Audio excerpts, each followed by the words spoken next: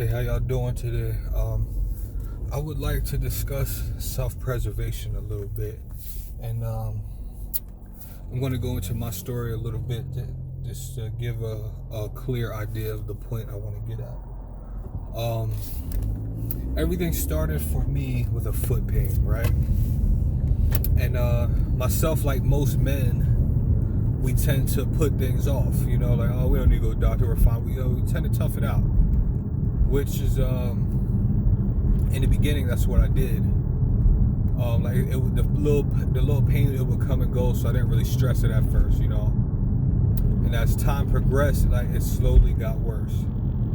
And at the time, I was walking to work due to some other things, and it's like 3 miles one way. So I was hiking every day, 5 o'clock in the morning, getting up hiking, you know, doing what I gotta do.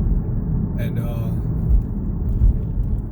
it slowly developed to the point where, like, I couldn't walk. I had to start catching rides and stuff like that, paying people and stuff like that. And you know, I found out that my girlfriend was pregnant. We were about to have our first child. So along with other things, I tried to start getting my health in order. Now I was thinking, like, maybe at the max I may have had gout. You know, like, I wasn't too super familiar, but I met someone who did have that, and it sounded kind of similar. So, like, I was assuming that I had that at the worst. So I start going to different little places like urgent cares and ready cares, and, you know, like, there's, like, give me some medicine called naproxen, which is like a kind of like a aspirin. You know what I mean? Then I had developed a cut around my pinky toe, and it wouldn't heal.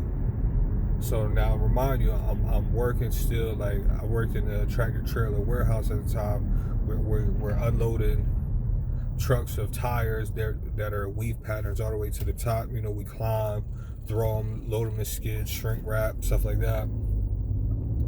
So, you know, I'm working with a bleeding toe. Like, I'm wrapping it up, but I'm still working because, you know, at the end of the day, nothing stops, you know what I mean? Gotta earn your money, you know? And at the time, I was trying to earn every penny because I didn't want to call off. I was expecting my first child, you know? So, you know, like, I toughed that for a while, but then it just started to intensify. So, I went from going to, like, your urgent cares or your ready cares. I started going to, like, specialists. I went to Martin Foot and Ankle, and I went to, like, orthopedic specialists in my area. I went to a total about 6 different places, and I never really got answers, and it just got worse. Like for the cut, they gave me like this gel, it's like a lidocaine gel, would numb the pain temporarily, and then they would give me like something to prevent like an infection. You know what I mean? But it would be like a week supply, you know what I mean? I've been given so many different medicines, I can't remember them all. So, me still not taking it as serious as I should have, because, you know, like I said, I was in a mind frame like, oh, you know, okay, it'll go away. Like I said, this is like over like a 9-month time span. Like, eventually it leaded up to the point where, like, you know, like I said, I couldn't stand and all that, which, you know, led to me being amputated. But the whole thing, I want to get to all the people that are watching, and I want you guys to spread this to all your loved ones. Like, no matter how minor or major a situation is, like, even if you don't have health insurance, you know, whatever the circumstances, it does not matter. Always, and I repeat, always go to your doctor if you feel uncomfortable. If you're taking home remedies and it's not working, or you had an appointment, you're taking advice and it's still not working, don't chance it. Don't what if, oh, everything will be fine. Don't do it. Always go. Because had I not had the attitude that, oh, you know, everything will be fine, oh, I'll just do what they tell me, it'll be fine. Had I not had that attitude, had I not been so worried about sick days at my job and making the money and saving them, if I put my health a more serious priority, then I may not have become an amputee. And I say, man, nothing's 100% certain, but I may have not. You know, And it's also very strange, you know, like after years of being an amputee, like I've recently found out that I could have had a case had I tried to pursue it in the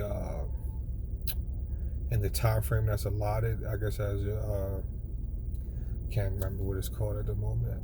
Got a lot of things on mind, but like you only have a certain amount of years. I think it's like 3 years you have to if you're going to sue or whatever.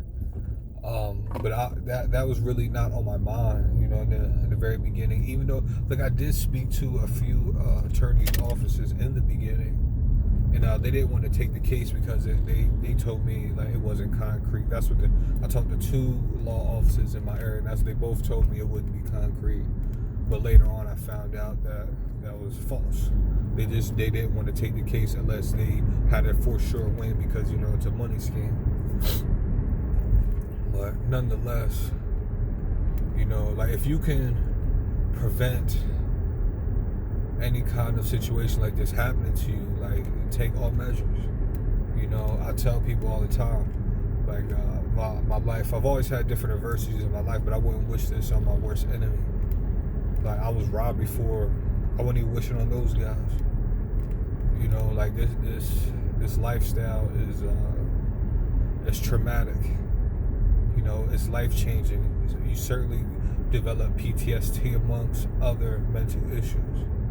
You know, like there are a lot of people that become amputees and commit suicide. Like it really plays a big factor on your mind. If you feel like you're going through it mentally, seek therapy. I did therapy like the very first year. Like that was my hardest year. And recently started going again. It was actually like my therapist's suggestion, along with a few good friends that like talked me into doing this whole vlog thing, that, you know, I could help people that are in a similar situation, because this is not an easy road. You know, you'll see the commercials on TV with like the person that's getting paid to train and paid lifestyle, so they don't have to worry about how they're going to eat. You don't have to worry about their bills because some company is paying them to be a fucking mule in a sense. Excuse my language, you know. And it's, you know, like you have to do what you have to do. Always try to maintain your health mentally and physically. You know, try to exercise. It's difficult. Trust me, I'm aware. I'm also working out. It's not easy, and it's not a pretty sight, but you gain results. It's just a matter of time. You know, you can develop a plan and work on it day by day. You know, you start from scratch. That's the hardest part. But once you get motivated and you get started, you'll slowly reach your goals. And slow progress is better than no progress. The key is to try to regain our stability mentally, physically, to the point that we can live the best possible lifestyle that's possible. You know, people will have their expectations, but that it's irrelevant. You know, only you know your limits. Only you know what you feel, what you think, how your body feels, etc., etc. You have to do what's best for you, but try to maintain your health. That's the key of today's vlog. If you guys have any questions, you'd like to discuss anything, you can hit my email, ampdad87@gmail.com, ampdad87@gmail.com, or you can check out my page, leave comments, like, share, subscribe. All is appreciated, guys. You guys take it easy, all right? I'll be back soon.